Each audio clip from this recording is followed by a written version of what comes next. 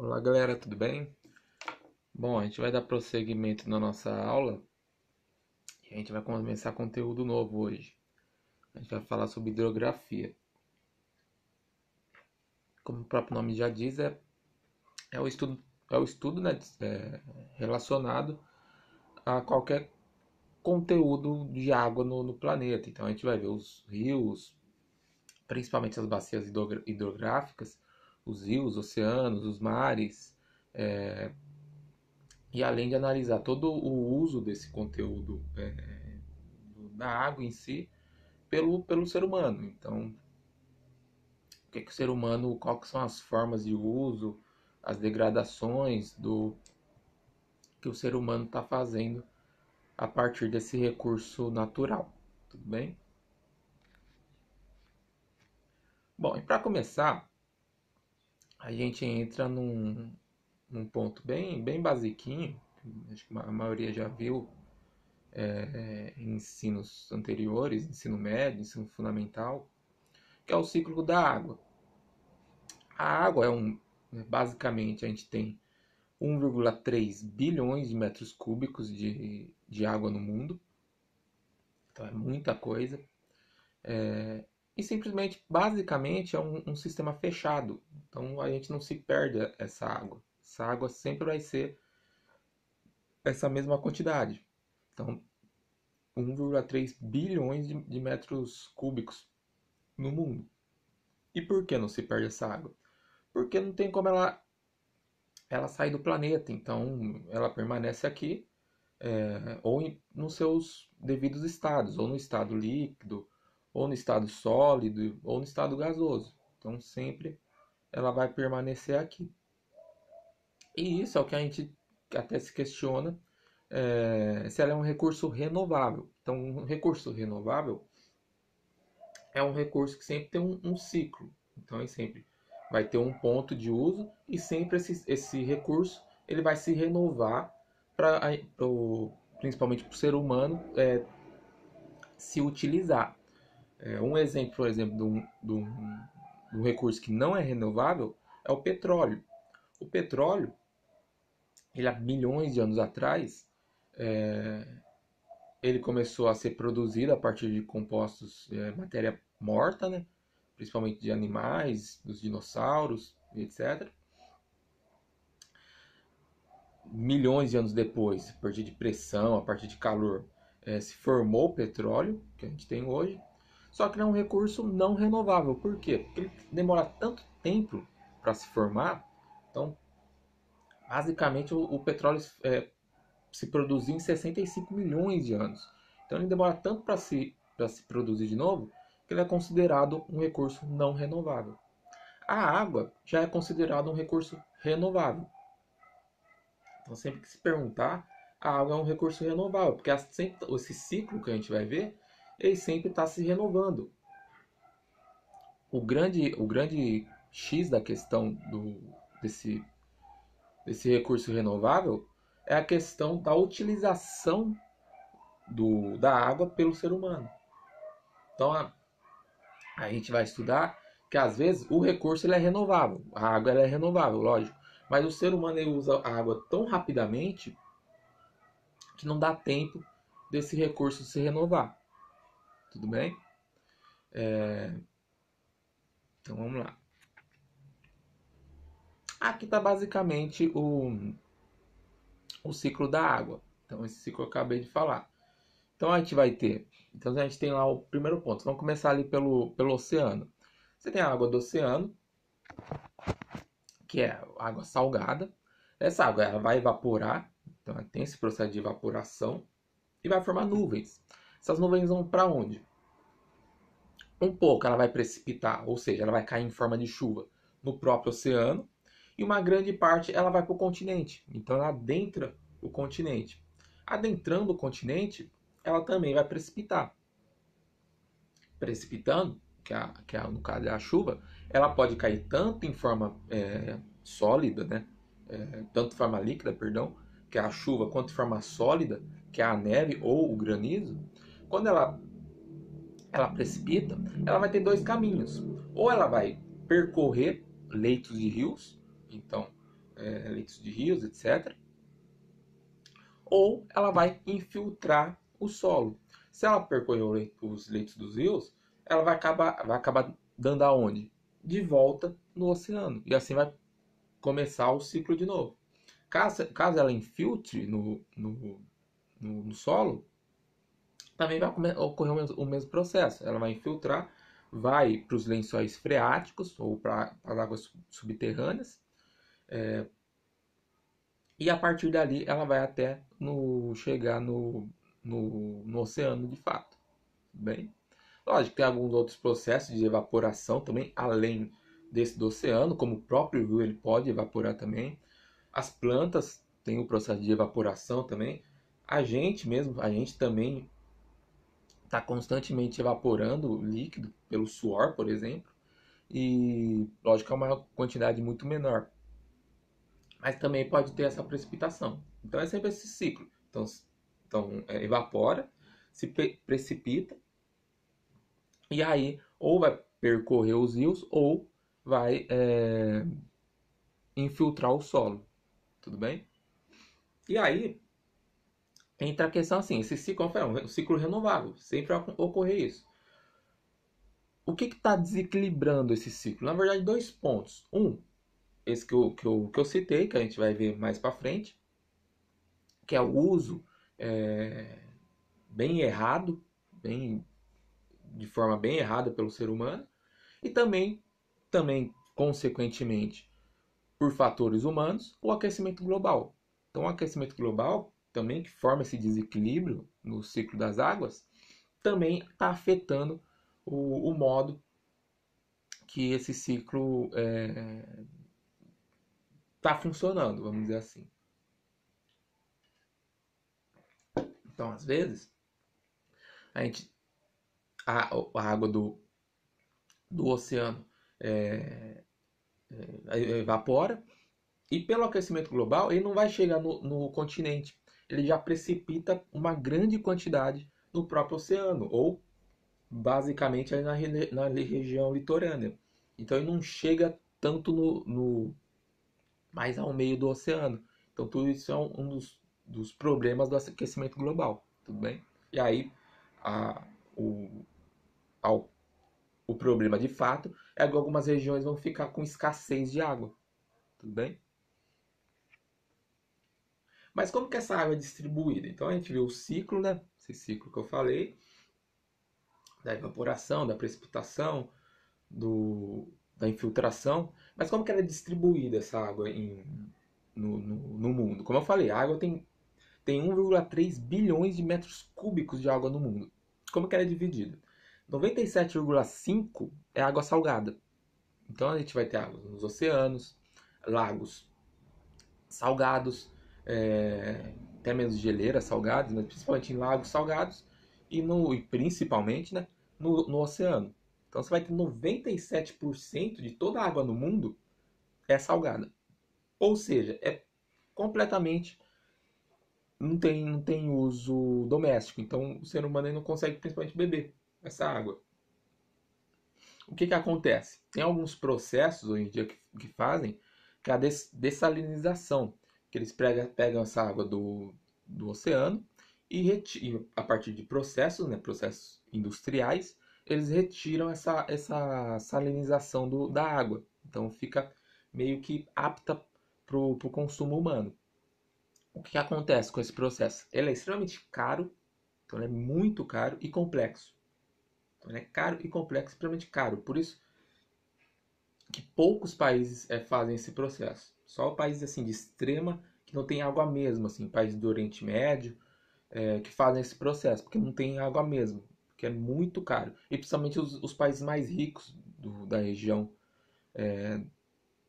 do Oriente Médio. Então eles fazem isso porque eles têm grana e porque eles precisam extremamente dessa água, porque não tem outro ponto para captar uma água potável. Tudo bem? Aí os outros 2,5 de água é o quê? É água doce. Então é água, entre aspas, até então, apta para o consumo. Só que tem um problema. Desses 2,5%, 69,8%, ou seja, quase 70%, está nas geleiras. Então você pega geleiras nas calotas polares, você pega nas geleiras das montanhas, nos Alpes, no Himalaia, nos Andes. Então também é uma água completamente que não tem como consumir ela. Ela está em estado sólido. Não tem como consumir essa água. Então ela também, de certa forma, ela também não é consumível, vamos dizer assim. Depois tem 29% de águas subterrâneas, então os aquíferos. Então, também, de certa forma, é muito difícil você conseguir essas águas. Você precisa ter todo um processo de captação dessa água. Então, os aquíferos, que não são lençóis, como muitos se pensam, essa água está em pequenos poros. Então, pensa numa rocha, e a água ela percorre os poros, então pequenos furinhos dessa rocha. É o que a gente chama de rocha sedimentar, que a gente já viu.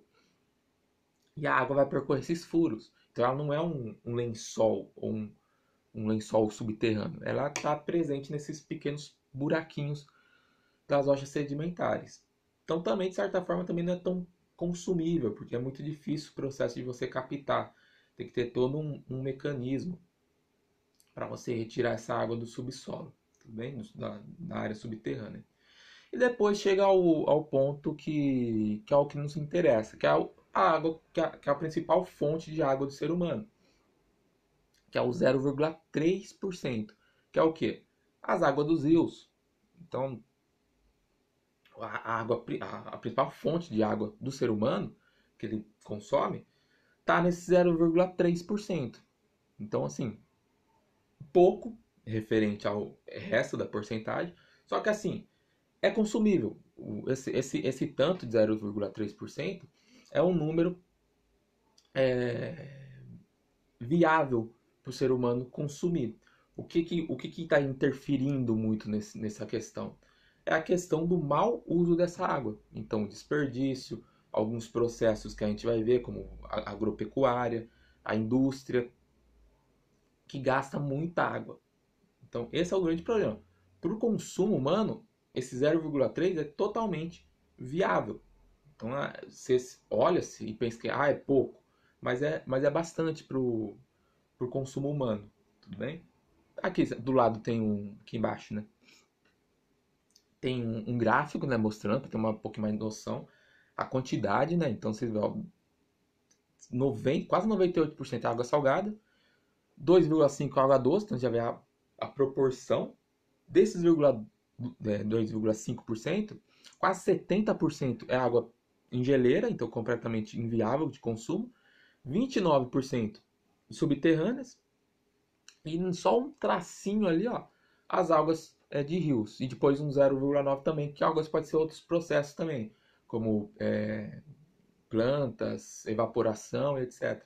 Tudo bem? Então, é pouco, mas como eu falei, é viável ainda para o ser humano tomar, né, para o ser humano consumir. E aí, a gente entra nesse consumo que eu acabei de falar. E aqui a gente tem um, uma imagem que é bacana a gente ver o modo de cada continente e a gente entender porque isso ocorre. Então, por exemplo, a gente no desenho mostra a agricultura, é o consumo de água. Então,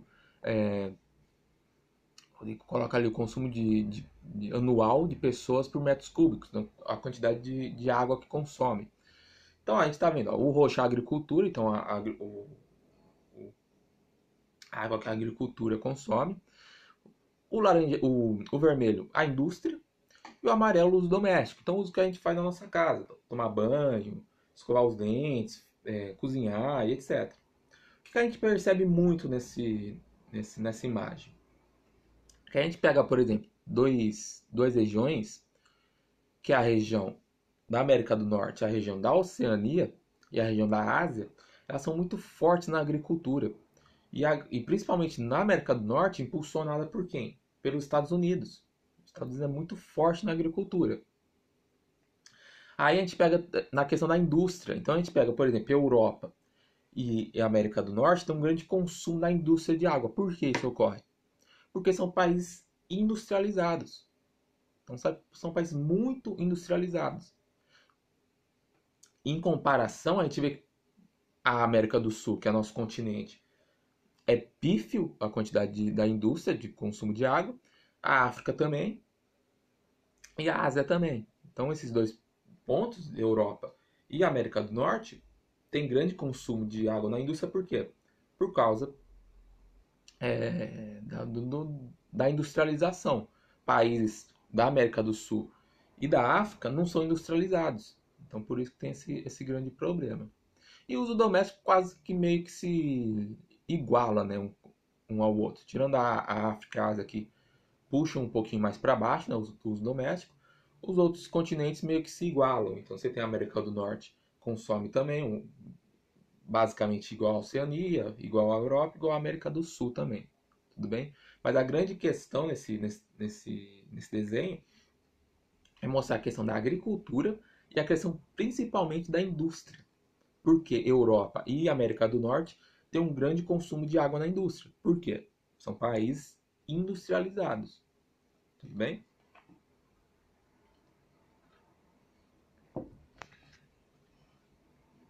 Aqui para vocês terem uma noção,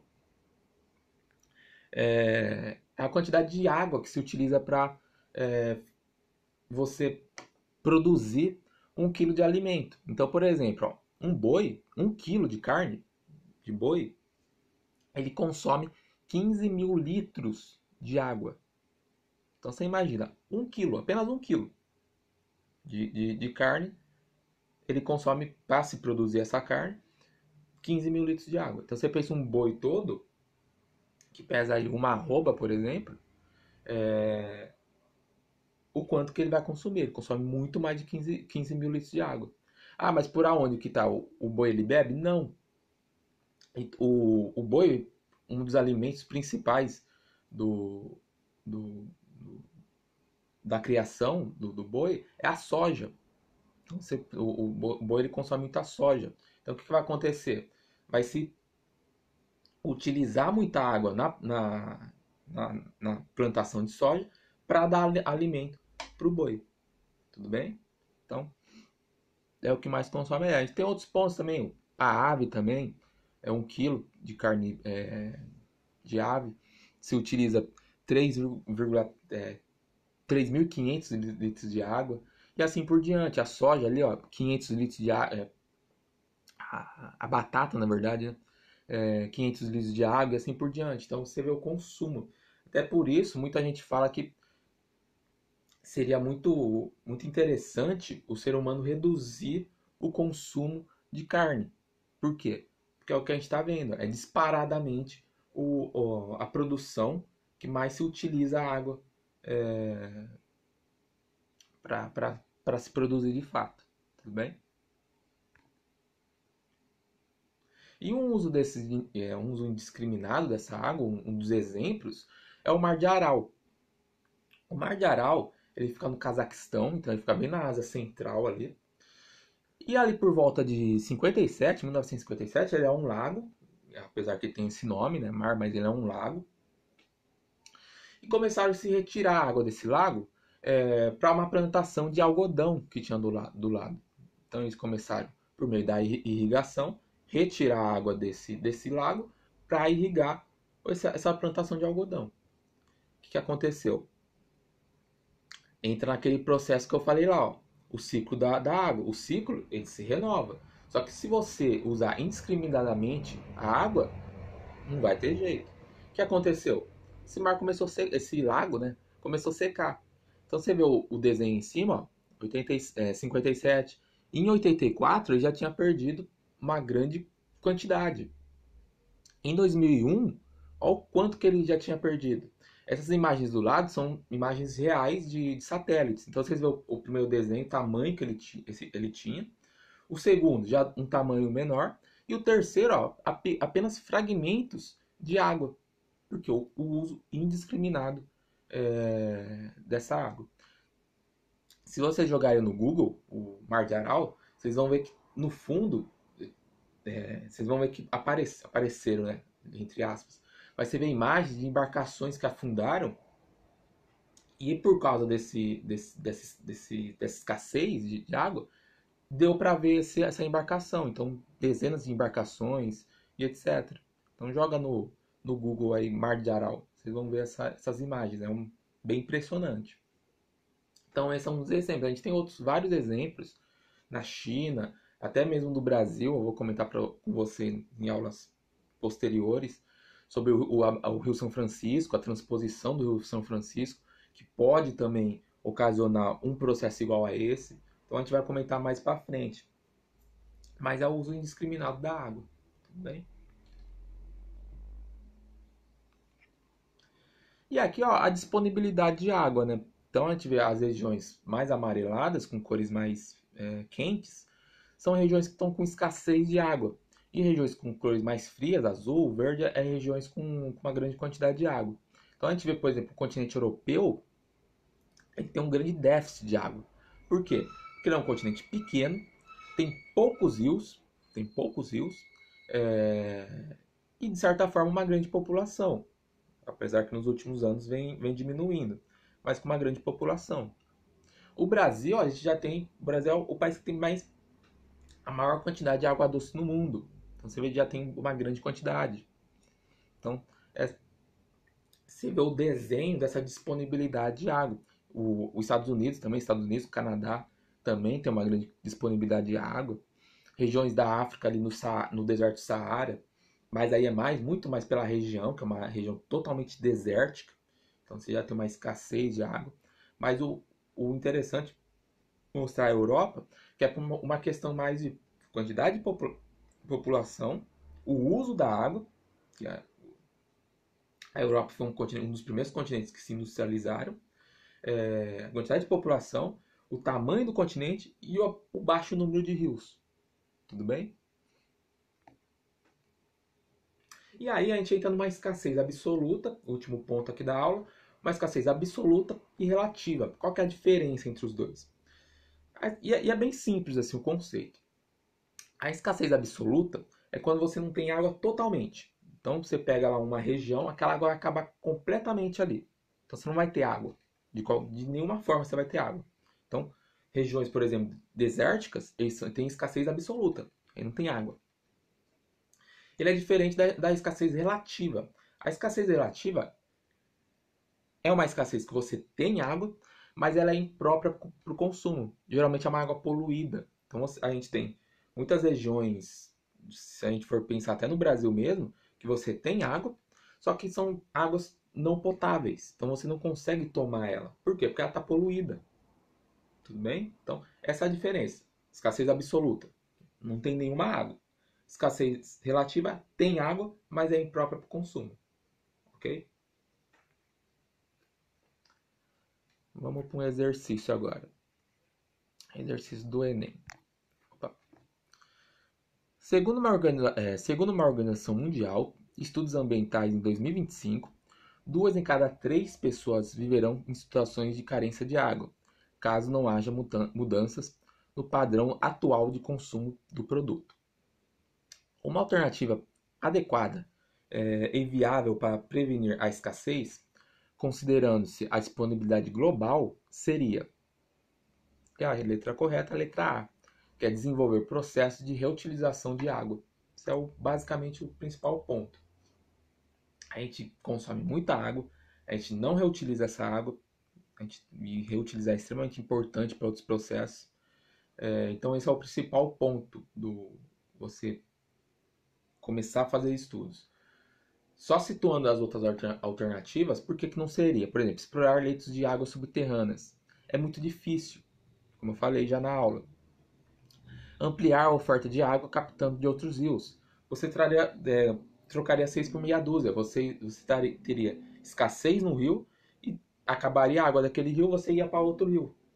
Então, assim, você estaria trocando 6 por meia dúzia. Captar águas pluviais. Também não seria viável também. Águas pluviais são águas de chuvas. Também não seria muito viável. E entrar aí, né? Importar água doce de outros estados. Também não seria viável. Você transformaria aquele outro estado, você teria escassez naquele outro estado. Então também não seria viável. O mais viável, como até ele pede, né, adequado e viável, é desenvolver o processo de reutilizar a água. Tudo bem? Bom, galera, por hoje era só isso.